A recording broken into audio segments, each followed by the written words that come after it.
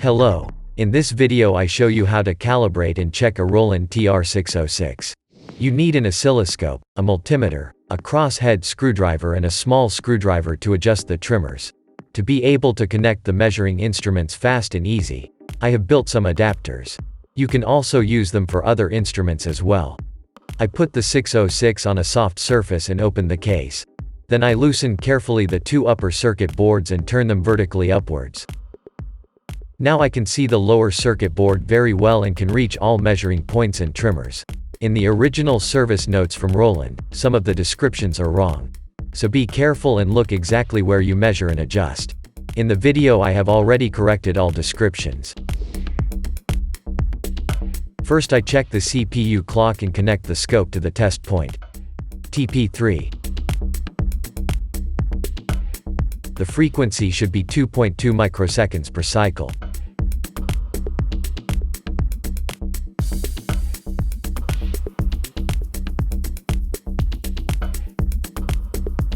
In my case the value is perfect and I will not change anything. Now I check the interrupt clock and connect the scope to the test point. TP2. The frequency should be 1.8 milliseconds per cycle. This value also looks good. I am not going to change it.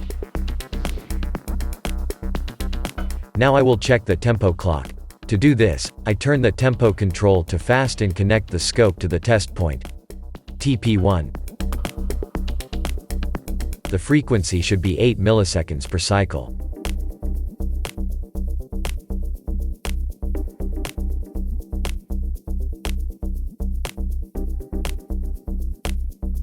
Now I adjust TM2 until the measured value is 8 milliseconds per cycle. Now I turn the tempo control to slow. The value should now be 65 milliseconds per cycle. On my 606 it is only about 54.5 milliseconds per cycle, which means that my 606 does not come close enough to the slowest tempo specified. I could adjust the value via TP1, but then the already adjusted tempo would not match with the fast setting. So I will leave the value as it is. Now I check the noise generator. At the test point, TP5, I will now connect my digital multimeter. The noise signal is used by the toms and the snare drum.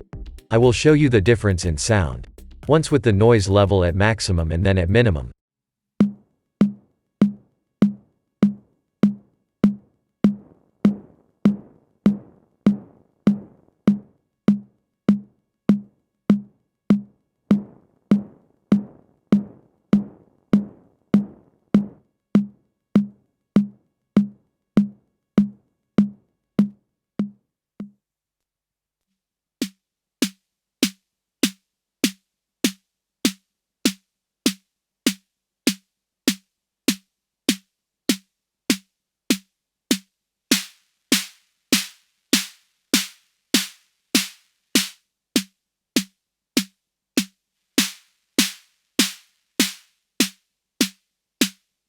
Now I adjust TM3 until the multimeter shows 130 millivolts.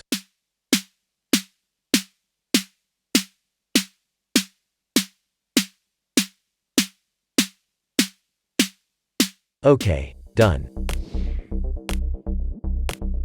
Now I check if the accent level is correct. I connect the scope to test point, TP4, and run a simple pattern with the snare drum.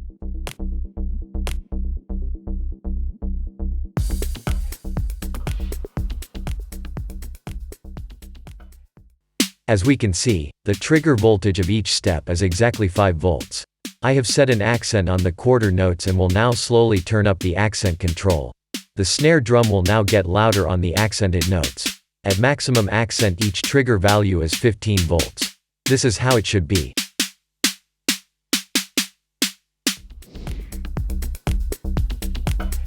Now I am reassembling the 606.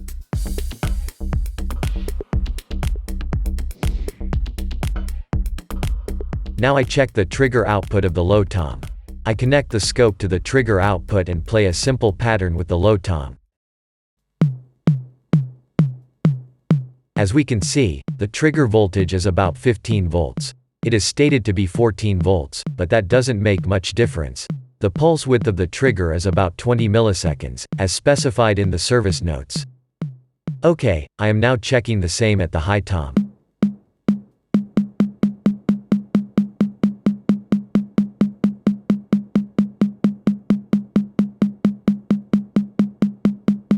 These values also look good.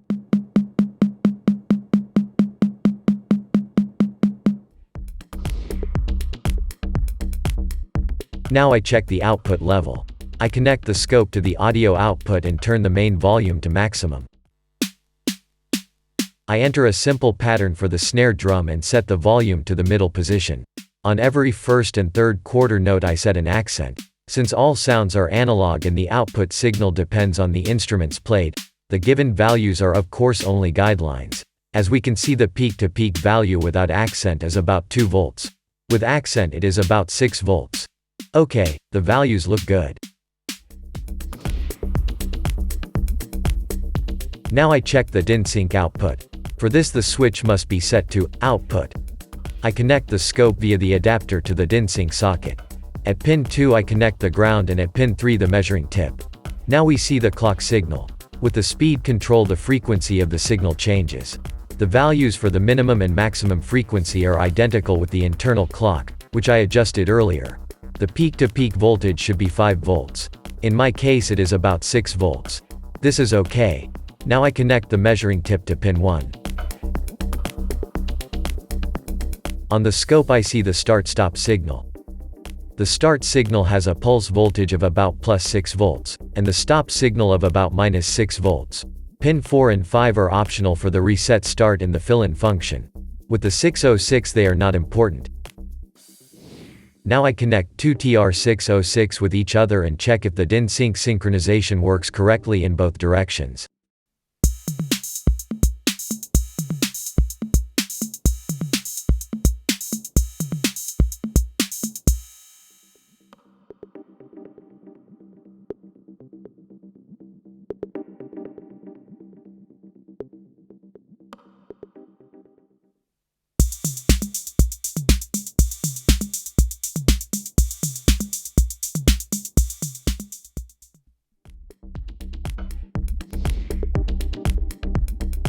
Finally I check the run-stop jack socket. If you connect the two poles together, the sequencer of the 606 is started and stopped.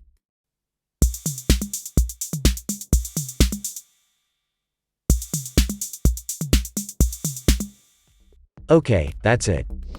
Thanks for watching. Goodbye.